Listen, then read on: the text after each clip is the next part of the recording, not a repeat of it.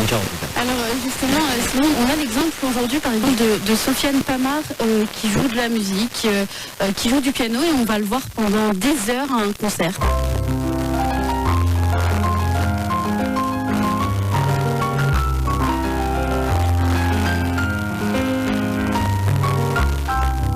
Sofiane Pamar, c'est un autodidacte. À 4 ans, il jouait déjà la musique du parrain sur un piano. Finalement, aujourd'hui, pour jouer du piano, on n'est plus obligé de passer par la case solfège.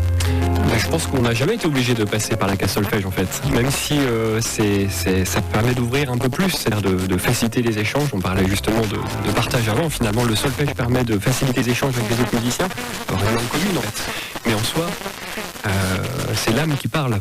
Vous faites du piano depuis quand ? Depuis tout petit, depuis que j'ai 5-6 ans. Et vous avez appris comment ? J'ai appris de manière académique. Oui, j'ai appris le solfège. Mais je ne suis pas. Je pense que c'est une légende de dire qu'on est obligatoirement bon musicien et qu'en apprenant le solfège. Et justement, à partir de quand on peut se dire qu'on est musicien ? À partir de quel moment ? À partir du moment où on touche à l'instrument, vraiment. Alors on le voit donc avec Sofiane Pamar, on le voit avec Ryopi également.